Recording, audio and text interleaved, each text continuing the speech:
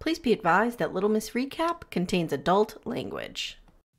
If you guys loved Seeking Sister Wife like I did, you will love my next guests. Sidian Morningstar Jones and his lovely wife Tosha sat down with me a few weeks ago to talk about Sidian's book that he's working on, the books that he has written.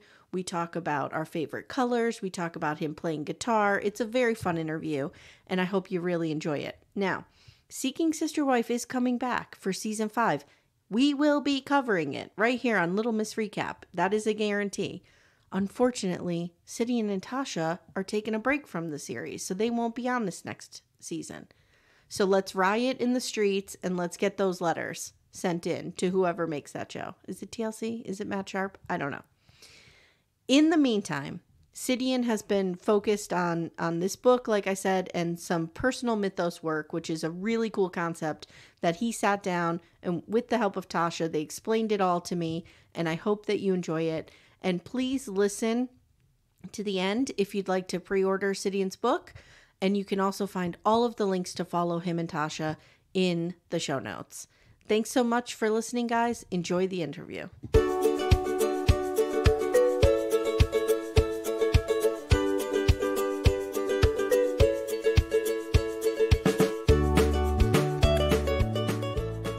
Hey guys, welcome to Little Miss Recap. Today we have an awesome special guest for you, guests.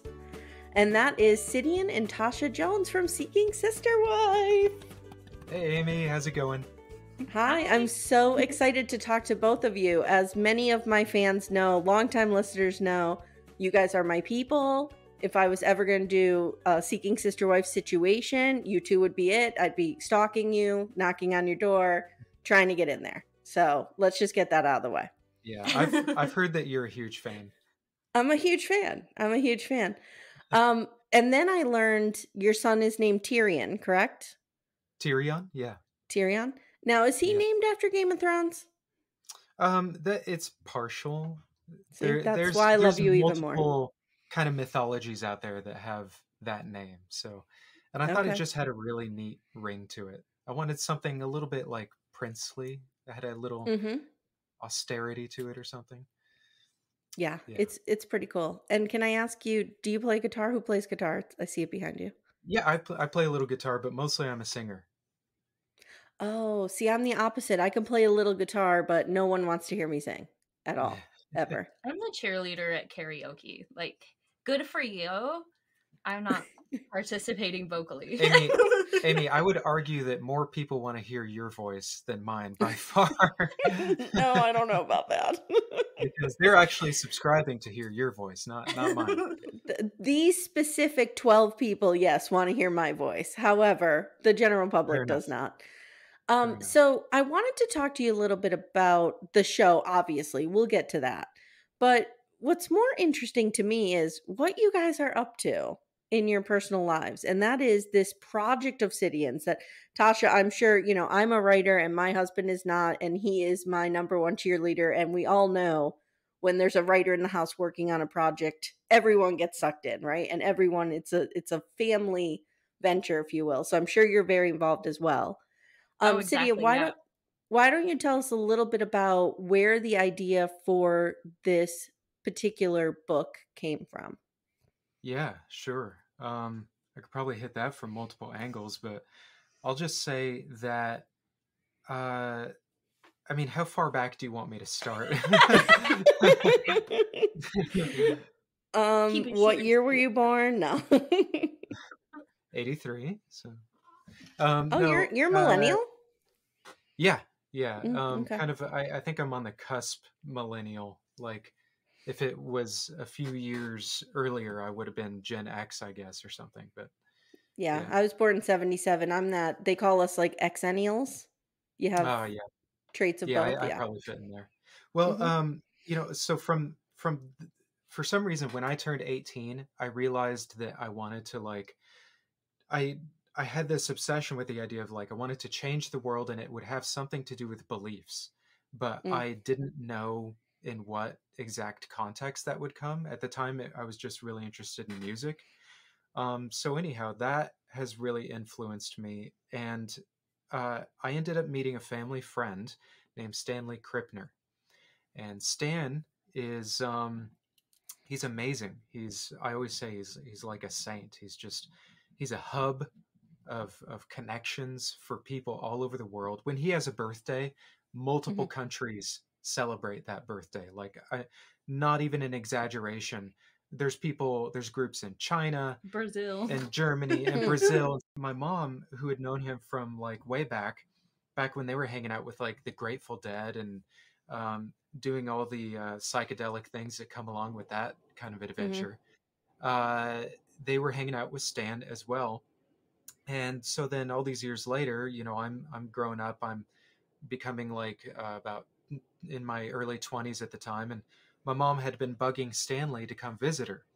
And finally he did that, and that's when I met him, and I started talking to him, and we started talking about like psychology and quantum physics and spirituality and all these things. And he was like, "Oh, you're so educated in these things, and I don't know how you learned all these things." And I'm like, "Well, there's books and the internet and stuff." See these things? Yeah. And he's like, "Well, you should come to California and meet my colleagues and other people in these fields."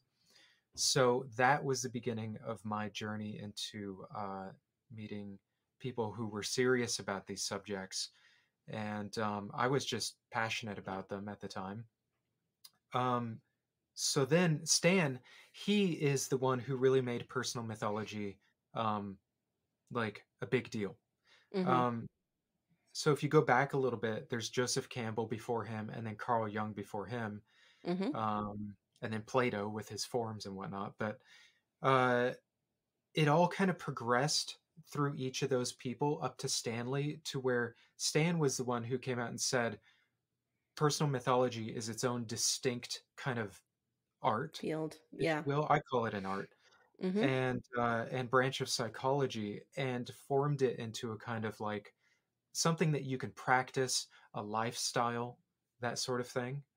And he wrote the book, which you can, well, the audience can't see it, but up here behind me, Personal Mythology by Stanley Krippner and David Feinstein. Fantastic book. It changed my life. You can find it on Amazon. And that brings us to where my book starts to come in, right? So Yeah. Stan's book had its heyday in the 80s. And people... But his college course, so he taught at Saybrook University. Yeah. Personal mythology was one of the most popular courses they had. Right. Oh, So I it's not like 100% would have taken that class. I would have taken Oh, yeah. it 100%. It's so neat. Yeah. Yeah, really fantastic stuff. Basically, well, I'll get into a little bit of that later, but so Stan did a fantastic job of making it popular at the time. But the thing is, times change. We have much shorter attention spans these days. People want more colorful things.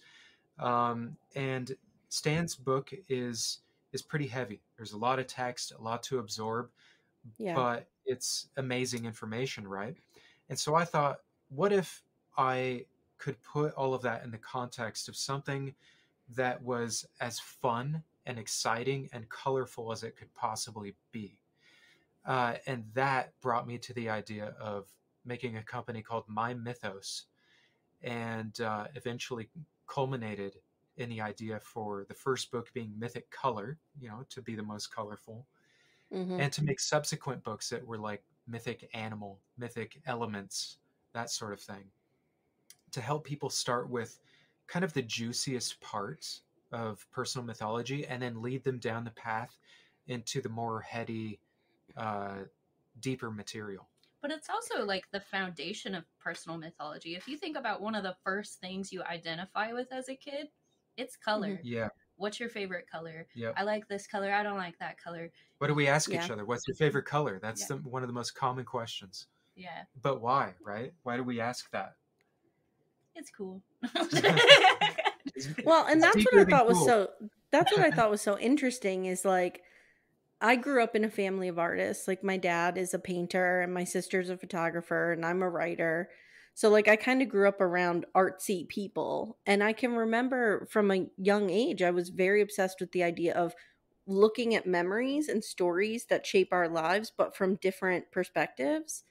And my Yeah. sister did this great photography project when she was doing her bachelor's degree in Syracuse, where she took like family photographs from, you know, when the first 5 to 6 years of our lives, and she would show them to different people and then record all of their reactions of what was going on around. And when I Oh, think of cool. personal mythology, and I'm just going to give my understanding of it, and then I want the correction. Sure. Um, I think, you know, I really, when I was reading and listening to you talk about it, it struck me as I wrote a memoir about, you know, getting divorced and finding myself and finding love again and all of that. And the kind of lore that we tell ourselves, right? There are heroes and there are villains and there are Right. certain events that shape our lives that become part Yeah. of that mythology. Would you Yeah. say that I'm on the right track there? Oh That's yeah. that's absolutely right. And to further that a little bit, not correct, to further, um, those heroes and villains, like those archetypes, we put people and things and events into those slots. And the thing is that we do that subconsciously most of the time. And we just Hmm. say, you know, this is how my life has gone, as opposed to this is the story that I've been writing, that I've been narrating, right? And Yeah. so personal mythology is going to put you in the driver's seat of that, so that you realize, first of all, you're the author. And Hmm. granted, you know, things happen to us that we don't want to happen. And therefore, you know, we're going to categorize those as bad things and stuff.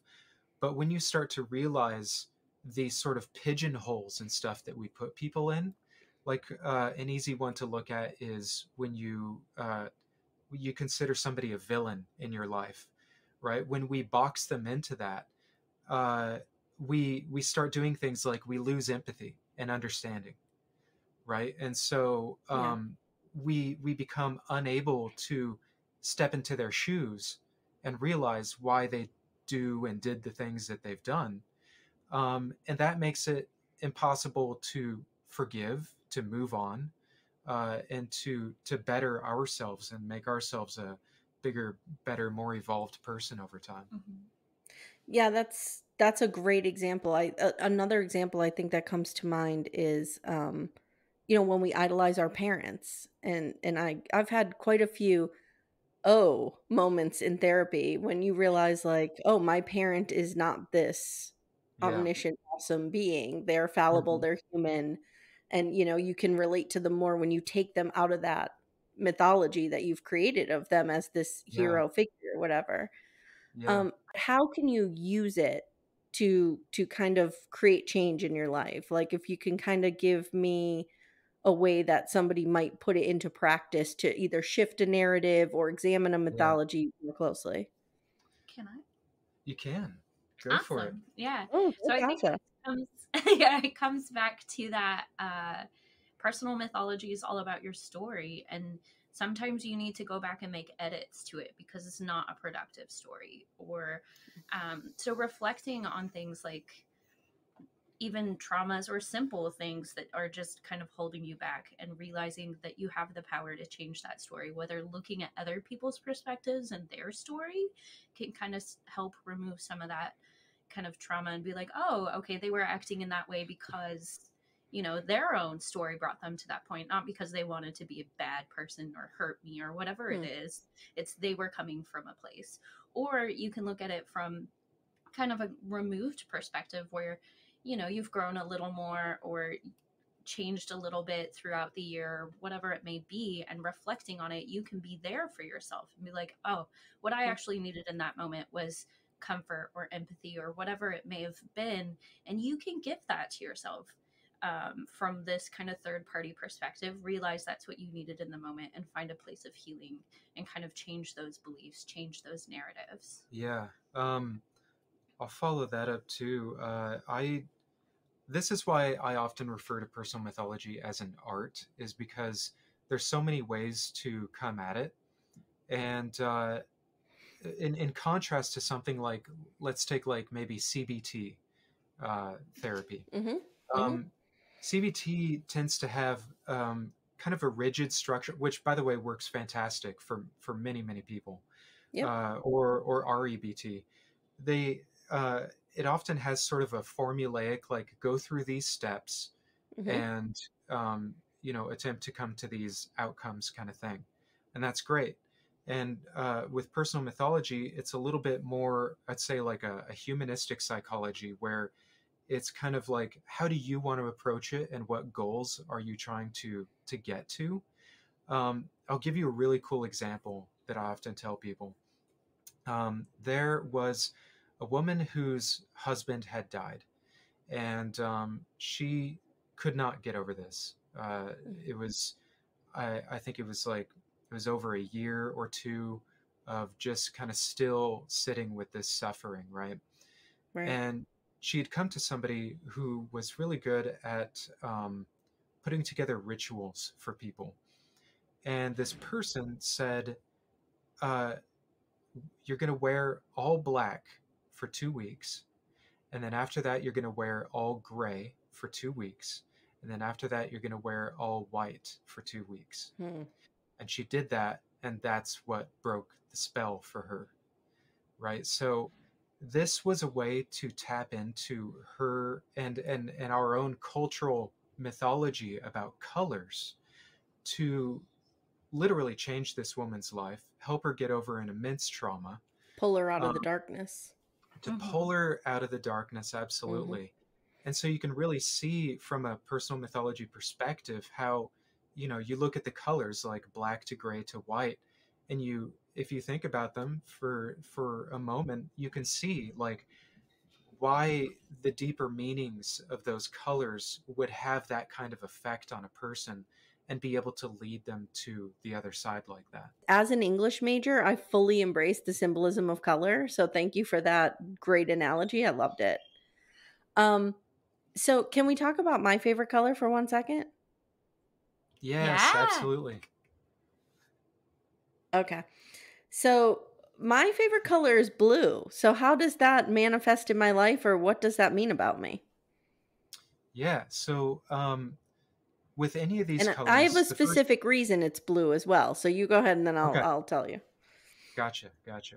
The first thing I tell people regarding this sort of thing, and it's the same advice I give regarding dream interpretation. It's that, first of all, what's going to matter most is your personal experiences with that color. There's going to be some of that is going to be nature, in terms of Mm-hmm. just what you. Well, okay, so nurture would be your experiences with it, and then nature would be, I guess, more like cultural sort of things that impose on your experiences. Um, Mm-hmm. but that aside, a lot of the times you are able to make some sort of general, I want to say, assumptions isn't the best word, but ideas about people and their favorite color. So for instance, if somebody's favorite color was green, you might be able to guess that they're of a more ecological mind, right? They might be Right. more in tune with With nature. nature, keeping the earth clean. They Mm-hmm. might recycle, and be conscious of those kind of things.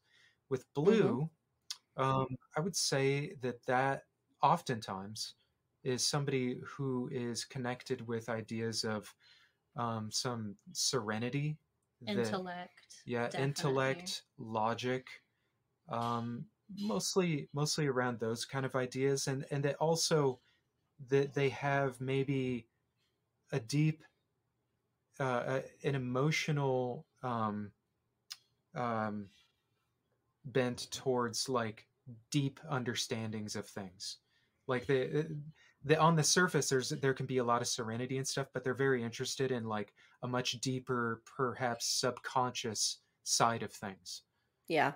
Yeah. I would say that's pretty dead on, except for the logic part. I Yeah. don't I always think from here, not so much from here. We're But still working on yeah, absolutely.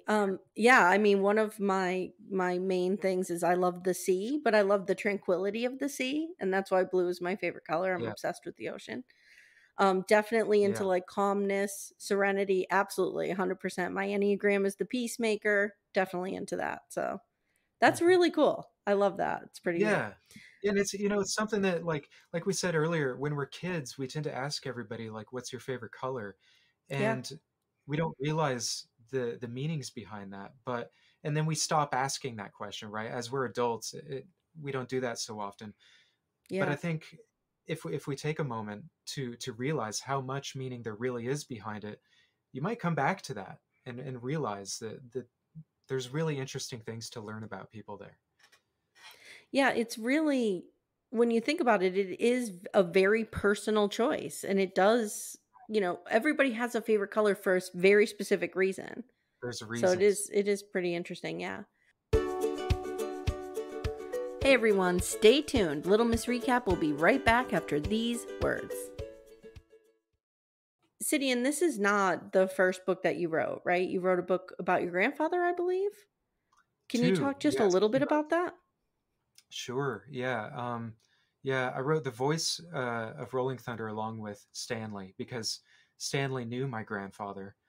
And Rolling Thunder was a kind of semi-famous shaman around the 70s and 80s was mostly when he was most known. He ended up doing an opening ceremony for the Grateful Dead, and actually, you can't see it on video here, but I've got behind me um, is what was the Mickey Hart was the drummer for the Grateful Dead, Yeah. and he absolutely loved Rolling Thunder. He ended up naming one of his albums Rolling Thunder, and then so this has been a controversy for many years that finally got cleared up.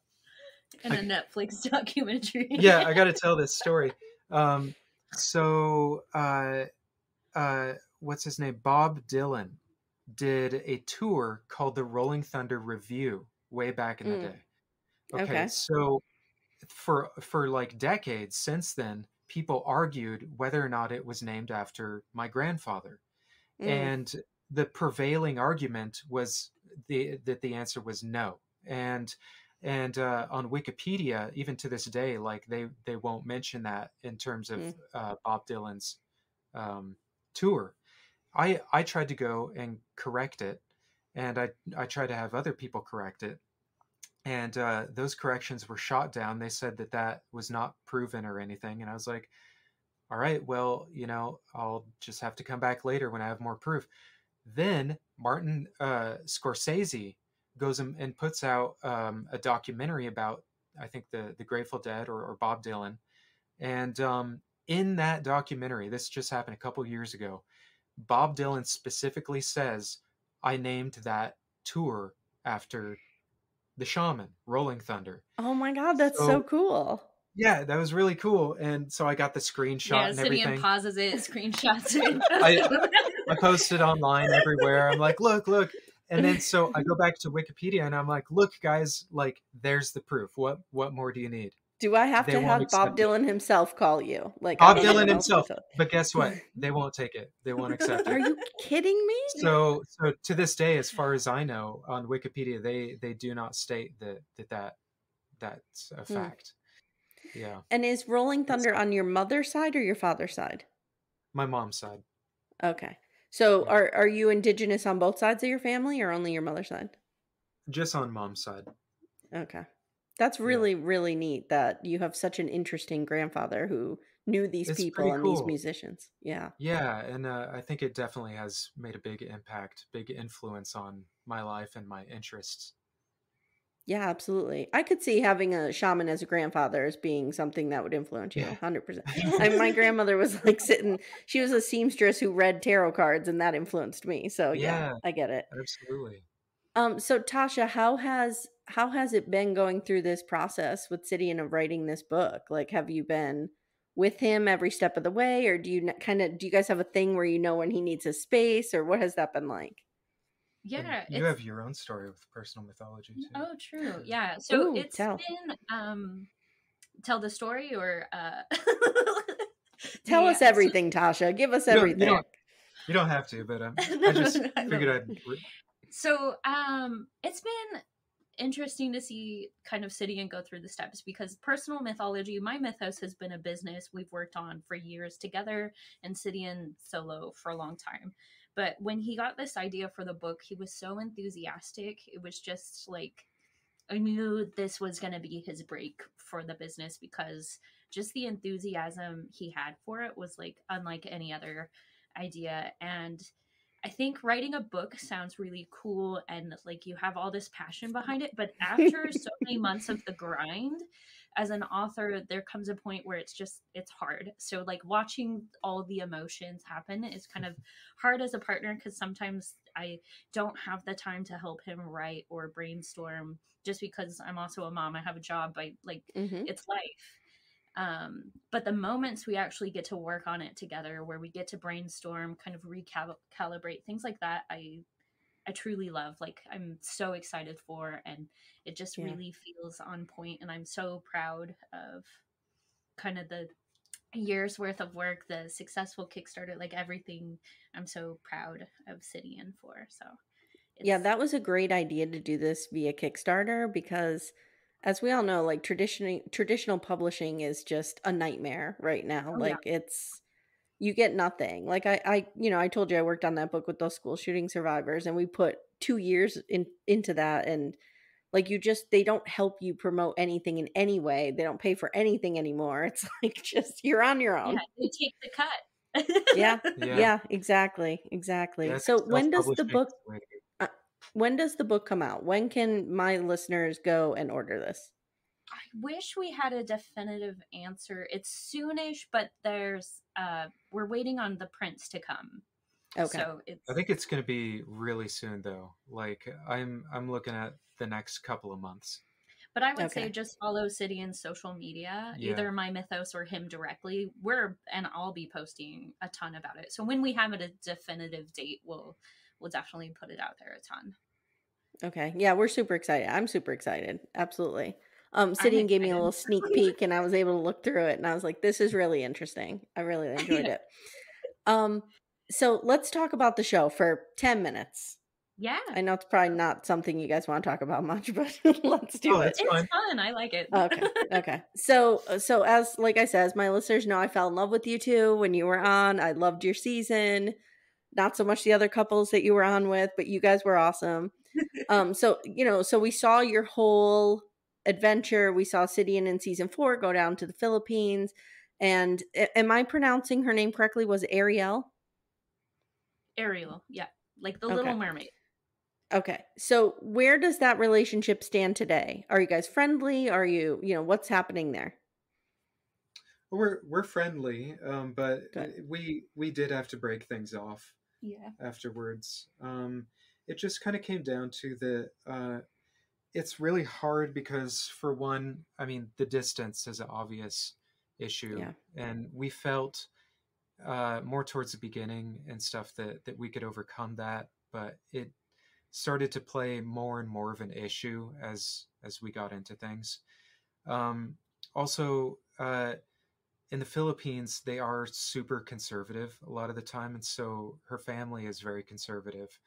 Her, I think, maybe less so, but as you may know about the Philippines, they're extremely connected with family. And it, in the States, it's kind of, it can be on either side. People might be really connected with their family and kind of do everything that in line with family values, of their parents and things. But I think a lot of the time people don't. And the idea is just kind of do your own thing. So for a lot of people in the States, I think it can be very different to see kind of a whole country that follows that kind of value system. Sacrifice self for family. And for me, I appreciate either way. Like, either way I understand. But in this circumstance, you can see how that could be very difficult. Yeah, absolutely. What I loved about, because I mean, my podcast covers sister wives. We cover, we like looking at unconventional marital structures and relationships, right? One of the things I really appreciated about you was how involved you kept Tasha. I felt like you really kept her involved. Like even after you proposed, you're like, okay, let's go call Tosh. I was like, okay. So Tasha, did Actually, you appreciate that? Was that kind of something that you guys had talked about, or is it just something that's your relationship and you guys, keep touching in with each other? that's actually just a Sidian thing that he does, and I appreciate it. Like, I obviously love it. I love being involved and being there because I was really sad that I couldn't go on that trip. It was just Mm-hmm. like COVID made it hard. They could only get so many exceptional visas with the government, and then I We've had got the surgery kids. and the kids, and so I couldn't be there, and so it was really sad to miss out on the proposal, and so it was really sweet of him to keep me in the loop, and he always is that way. Like if he's ever on a date or whatever, he'll shoot me a quick text of like gonna be a little longer or whatever it is, and Mm-hmm. I don't know, it's so reassuring to just know that you're in the communications, you're not cut out in any way. Yeah, I really appreciate it. I'm like, I know a feminist when I see one, Sidian. So let me ask you, are you guys still seeking? Is that something that you're still considering, or you're kind of paused while you're doing this project? Like what's going on? I think right now we're honestly just focused on like the book takes up so much Yeah. time and space with us, and we've just kind of been focusing down stuff for me and Tosh. Mm-hmm. I think the future's kind of open in terms of what we've talked about. So, we're not sure what lies there, but yeah, right now we're just focusing on us. We never fully closed the door, but right now it's just kind of cracked. Like Yeah. it's Yeah. not wide Yeah. open. No. I was really disappointed to see that you guys aren't on the upcoming season. I'm not gonna lie, but Yeah, I did want to be on the season, I but think yeah, that would have been I great. remember the producer telling us like if we didn't kind of choose to like date multiple people or choose kind of this more dramatic pathway that we may Sure, not get sure. another season. And I think at Y- that time I was really like staunch in my beliefs of like, well, it's kind of messed up to somebody we're Yeah. courting and potentially looking at marriage with. So um if I had just accepted it as TV being TV and it was fun and I had changed that narrative maybe, but Mhm. I was yeah, kind of a they turd about it. they pretty I much appreciate yeah, that. I do the same kind of stuff. Go ahead, they Sydney. pretty I'm much sorry. What? told us at one point that we didn't have enough kind of drama Drama. going Yeah. on. That's how my mom ended up on the show. She's the drama. Yeah. How was your experience with filming? Was it a good experience or was it like not so great? I think it was great. So the Good. weird Sidian and I were just so comfortable with drawing the line of they would ask us questions, and I remember one time I was like driving to my mom's house and they had asked a question of something and I was like, "No, I'm not going to answer that." And they're like, "Well, what if you said this?" And I was like, "No, I'm not going to say that." And the producer was like, "But it would be good for TV." And I was like, "Okay, They would I'm going to always keep ask driving." they would always ask Tasha if she was jealous one way or Yeah. another and like find different Yeah. angles to ask that same question. Tasha's like, Yeah. not really. I'm No. jealous if you guys eat cake and don't bring me home like a Mm-mm. slice of dessert or whatever it is, but I'm not jealous of anything. Maybe jealous that Yeah. you guys get to go to the beach, but the beach was kind of rocky. Home was nice and comfy. And it was COVID. Exactly. That's awesome. Well, I mean, hopefully we'll see you guys again on our screens. Hopefully. Maybe after the book is published and everybody, Sidian is a household name and everyone knows it, and then he'll come back on. One way or another, I feel like I'm going to end up back on TV. So whether it's Seeking Sister Wife or something else, probably it's going to be something else. I keep poking Sidian to do like a YouTube podcast thing with me. Yeah. I think it would be so neat to talk about all things personal mythology, bring people on, talk about their life story, because there's so many neat like life That would be experiences people great. have that have like these nuggets of truth that you just emotionally connect with, and you're like, oh my gosh, I never thought I would love the Yeah. donkey until I hear this woman's story about a donkey, and now you're like, the donkey means so much more. And it seems silly, but it is so cool. Yeah. That's an Yeah, actual no, I story that taught about a donkey? Oh, no. Yeah. I taught creative writing for many, many years, and I always say like the best stories are the ones that have just a sliver of universal truth to them. Just Oh something yeah. that, you know, we all have some emotions that we all tie into as a collective, like board style state. So, yeah, absolutely. I think that that would be great, Sidian, and you can talk about their personal mythos. I think it would be really cool to do a podcast or a YouTube channel. Yeah. I think so too. I'm kind of funny. I still get kind of camera shy a little bit. Mostly it's the leading up to it. And then by the time I get on camera, I'm like, I love being on camera. Right. So now I know that I do want to do some sort of video podcast type deal. So it's just a matter Mhm. of working up to it. I think I can con him into it. We Yeah. have really Okay. fun banter together, and I think it would be fun. I need encouragement. That's what it is. Me, I'll Well, be your I'm going to tell all of my listeners to follow you on social media and to encourage this. We need the Yes, Sidian and please. Tosha podcast. I got to hear it from the audience. We got to hear it from the fans. Sidian, Tosha, before we go, tell me, Tosha, does Sidian play you love songs on his guitar, and does it work for you?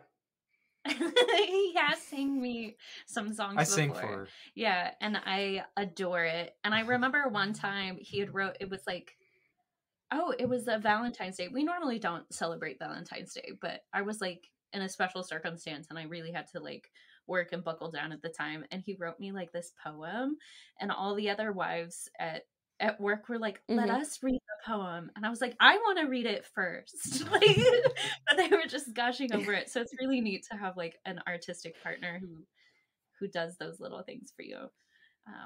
I want to do a lot more music Yeah. in the future too.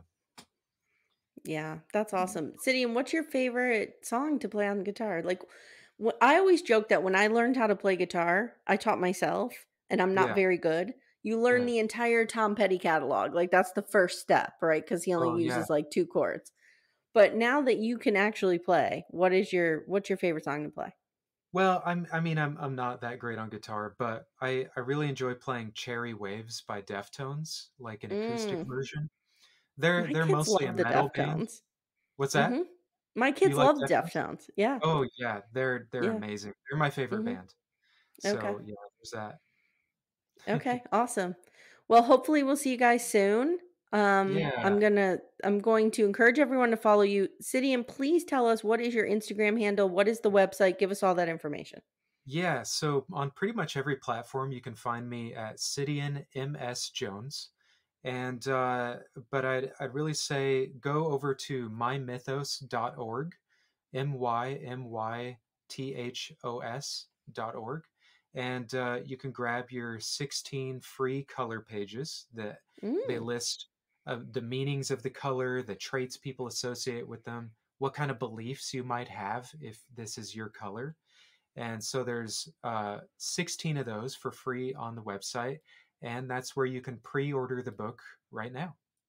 I have to Okay. say thank you to everyone who's pre-ordered. It's really been amazing to, I don't know, it makes you feel so good when you're working so hard on something and you're like, oh my gosh, we got another pre-order today. It Yeah. makes me like And it's so thankful. It really surprised me. It picked up like crazy. So I put the pre-order out there thinking like, well, you know, the Maybe real one. the real orders will come in after it's published, but it's Yeah. really picked up. So that's awesome.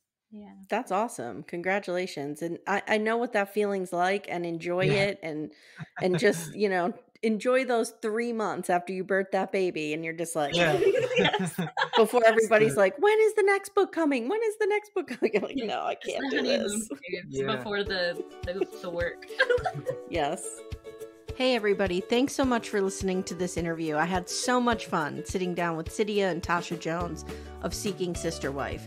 If you want to support Sidian's work, and I strongly encourage you to support independent authors and artists, please visit mymythos.org. The link is in the show notes, and you can pre-order his book and support his art.